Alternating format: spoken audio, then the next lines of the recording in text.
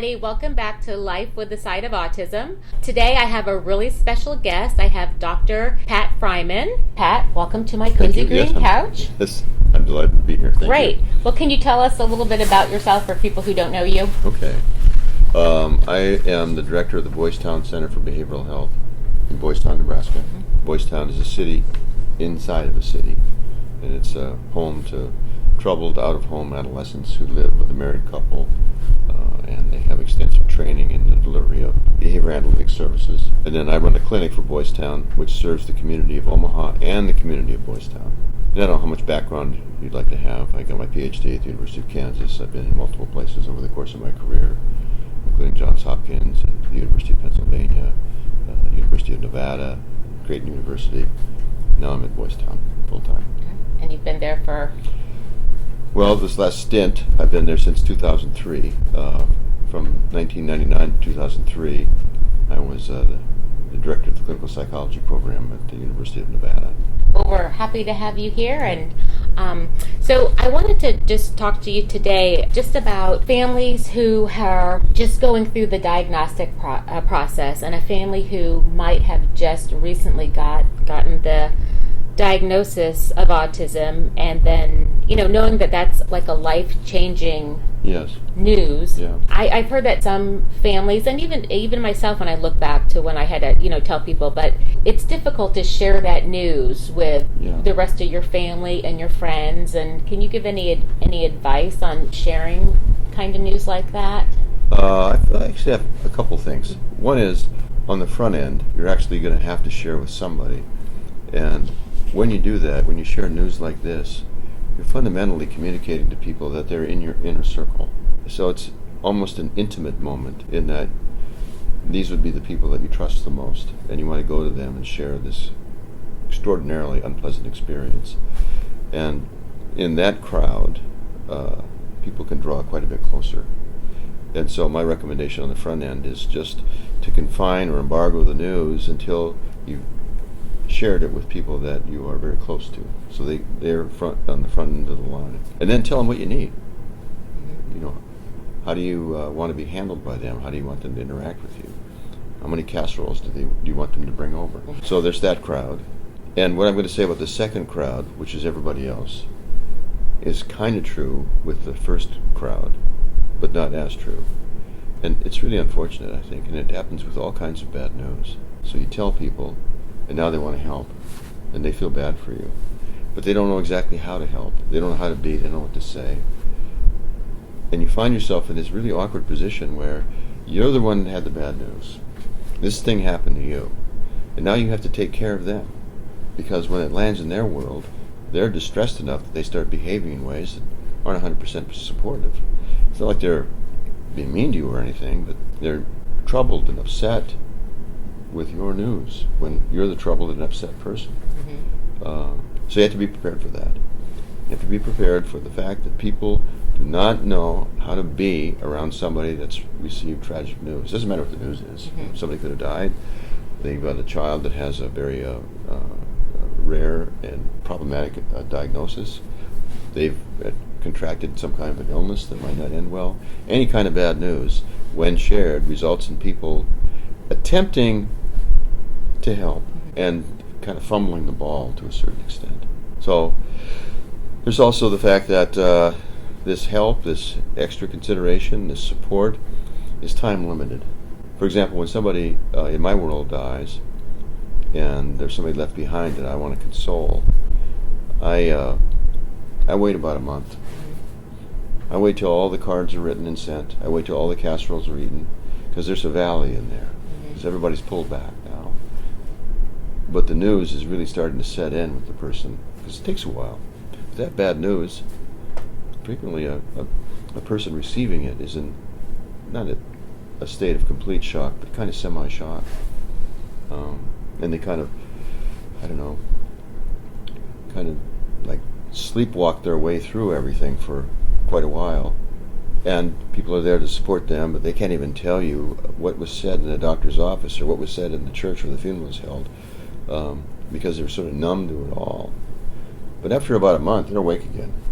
But everybody's pulled back, and now the full freight of the news is landed on them, and there's nobody around.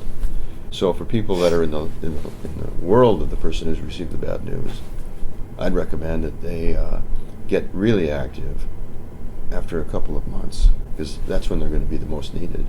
If they go right on the front end, there's likely to be a line of people with flowers or cards or casseroles or support or hugs and kisses.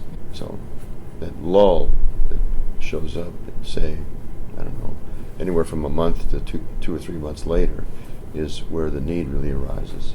That's profound, because I think it's true, and I think people who are well-intentioned and like they feel like they have to maybe say something to make you feel better. And so again, I remember when my son was diagnosed, and I would share the news with people. Like a lot of times people, well-meaning people, would say things to me that they thought were going to make me feel better, but made me feel worse. And I'm not really sure how I reacted. I don't remember, but I just remember people saying things to me like, God only gives you what you can handle, and things like that didn't make me really feel better. It made me just feel like, oh, this is like, if I was a different type of person, God wouldn't have done this to me. Or if I was like a sniveling crack whore, it wouldn't have happened. And again, no offense to crack whores, God love them, but you know what I mean. So people would say, and so like, how do you respond? When people say, do you say thank you? Do you what do you say that's kind of eloquent and appropriate? Before I answer that question, I want to say that this is the first conversation I've ever had in my life where a sniveling crack whore showed up in the conversation. So I'm still trying to digest that comment. Okay. So you pointed out a couple things that really need to be emphasized. And that is, these people mean well. Yes. They're well-intentioned. They want to do something. And they feel bad for you. The fact that this news is not in your life has them feeling bad. And it involves something I think of as distress tolerance. How much distress tolerance do they have? And by distress there, I don't mean your distress. I mean, how much of your distress can they tolerate? And it turns out not very much. And so they say things that, if they're really true, it would be great. He's in heaven. And if that's true, well, everybody goes home in a limousine. But really, those words are just intended to make you feel better. And to a certain extent, they're a little on the vacuous side, because we don't know if he's in heaven. We do know that he's over there in the casket, or we do know that he has this diagnosis, and life is going to be quite a bit harder than we ever thought it was going to be. That didn't change, and God's not going to change it. They're just saying stuff like that. It's sort of platitudinous, as in platitudes. Those are designed to make you feel better, but their real function is to make the person saying them feel better. And it would be much better for them to just share your emotion and then be present to you as you're experiencing it, and not do anything whatsoever to have you feel better. To communicate verbally and non-verbally that your relationship is still intact, you're still the person you've always been, the two of you are still friends, and the way you are in your life right now, the way you're suffering, is just fine with them. They're still going to stick by you. They're not going to do anything. They're not going to fix anything. They're just going to be present while you go through your moment of doubt and pain. Christ had his moment of doubt and pain, according to the Bible, in the Garden of Gethsemane. And he berated his apostles because they kind of abandoned him in his moment of doubt and pain. He wanted them by his side. He didn't want them to do anything. He knew he was going to be crucified. But he turns around. They're all sound asleep. And he's going through the worst moment of his life, and he wanted them to be awake and present while it was happening. He didn't want them to fix it for him. He just wanted them by his side. And I think we all feel that way. It's just that in the ardent attempt to make us feel better, when we receive bad news, people often mishandle the whole episode, as would happen with you. So if this happens, like, what's a good way again, do you say, thank you, I appreciate your thoughts? But absolutely. I mean, you zero in on the intention, right, not the action. Right. Then they're well-intentioned. This is coming from a good place. They like you. They love you. They want the best for you. They feel horrible this thing has happened to you, and they don't know exactly what to do. So what they do shouldn't really get your attention. Come from what's underneath that, what's behind what they're doing. and what's behind what they're doing is actively caring for you, expressing their affection for you, showing you that they really care about you, and respond to that. Thank you for that. Yes. Thank you so much. It means a lot to me that you're here. Stuff like that. Oftentimes in different cultures, the news of a disability in a family, there might be some stigma around disability, and the family feels like they want to reach out and tell their families and friends, but they're getting pressure from the family not to. To embargo the news. Yes. Yeah. Well, what are your thoughts on that? Well, it depends. What kind of risk is being generated there? So they want to embargo the news, and that means that people they're close to may not find out directly, but they find out indirectly. Why weren't they told? And they examine the relationship and decide, is there as much of a relationship here as I thought there was? Then again, if they violate the please embargo this news rule, the people that wanted that rule in place might be offended or upset because you went outside the circle and let some of the feathers out of the pillow, so to speak. So which relationships are you going to try and protect? You want to stay true to the group that wants you to keep the news to yourself, and that'll be your in crowd? Or do you want to open it up and let the world in on what's happened to you, which means you might lose some of those people that are in that in crowd? But that in crowd has a downside, and that is they're thinking about themselves so much that they want you to hold news that's very, very significant, the most significant batch of news you may have ever received, private, but not for you, for them. Do you want those people as your friends? You might. Do you need them as your friends? You might. And if so, you have to weigh that against your desire to let the whole world in on what's happened. It's very much a tricky balancing act. Yes, for sure. So, like you had touched on earlier, when, people get bad news, they will, everybody, like, what can I do to help? What can I do to help? And you're right. You get so much of it, and you just don't know what to do then. But then there is a lull, and sometimes you really do need help. Yeah. And so I remember that happening, but wondering, did they really mean that? And, I knew the people that I could ask for help, but I had a pretty big group. So for somebody who maybe has like a smaller family or doesn't have family where they live, and people have offered to help them when they got the news, how do you know if 2 months down the road, they still mean that, and you can ask them? I think that's tricky territory. When people first learn that bad news has happened, and they're interacting with the person to whom the news happened, or who's the recipient of the news, they say things like, what can I do to help? I'll do anything I can to help you. I'm not absolutely convinced that's entirely true, that the person is willing to do anything. They're willing to do something, but that's going to have a sell-by date on it.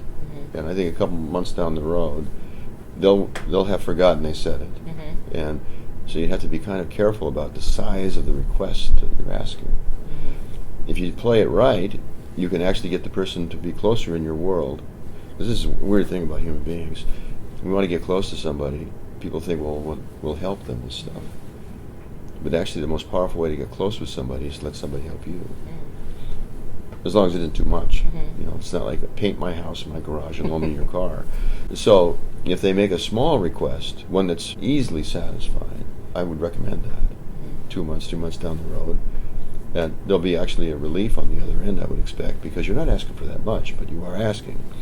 And you put them in a place where they can actually do something, and they've wanted to do something all along. So they do this small thing. The thing gets done, and the relationship gets a little closer. So, am I answering your question? Yeah.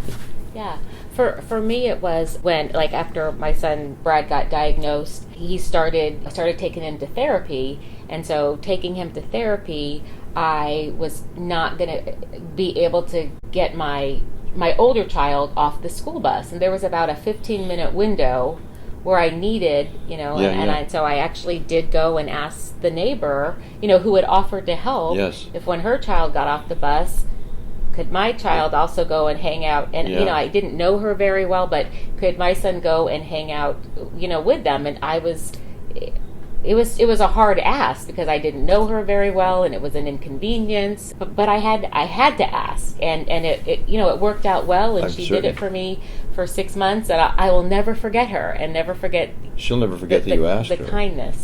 That's the kind of request that I totally vouch for. It's because it's relatively small in the overall scheme of things, and it's something that person can do, and they want to do something. See, you gave her a gift. I mean, you got a gift in return. No question. You got the security of knowing that your son was safely off the bus. You got that. But you gave that woman a gift, and the gift was you put her in a position where she could make a difference in your life. And we all want to make a difference. It's just that enormous requests sometimes are very hard to satisfy, and so then we go the other way and say, well, I can't do that. And that's disappointing to the person who asked, and it's distancing for the two people involved. Your request was, I know you didn't do it for this reason, but it did. I'd be willing to bet everything I've got that it established a degree of intimacy in that relationship that wasn't there before. Oh, that was a very nice. It's funny. She did it, but it was really nice of you to let her. Oh. Well, there were some times that I would actually, watch her son, something would happen, and she needed it, and it's like, oh yeah, he can come over. So it was. That's neighboring at its finest. Yeah. What you want to know is there anything else I have to add to that? And the stuff I want to add is really for the people that want to help much more than the person that needs help. I can just let you know what I do, because in my office people break down frequently, but I don't help them with their emotion, because I don't think people need help with their emotion other than to feel free to express the emotion in its entirety in your presence. So when somebody breaks down in my office, I don't go around and try to hug them better. I just pass them some Kleenex and continue the conversation, because I'm just considering that emotion to be something like weather, and it doesn't need me to go over and coax it away, because it's a communication. The person is communicating non-verbally that they're very, very upset, which is a perfectly legitimate way to communicate. If I try to do something to make them feel better, kind of implicitly I'm saying, that's no way to communicate with me. Let's get you in another frame of mind. And no, I don't want to do that. I want them to feel like the frame of mind they're currently in is perfectly valid. And it has upset in it, so what? Well, thank you so much for that. Yeah, and you're welcome. Dr. Friman is on our advisory board. He's been on our advisory board since we started it, which was in 2012 or 2013. Way back there. I don't remember which. And he's still here, 7 years later, and he has brought so much just value to our organization, just at the organizational level, the leadership level. So I will never forget the time that you have spent with us and all that you mean to us. Well, it's an honor and a privilege. Thank you very much. Yeah. Thank you so much. I hope that you enjoyed this video. Give it a thumbs up if you do. Don't forget, we drop autism content every Tuesday and other side dish content on Thursday, and we'll see you on the next video.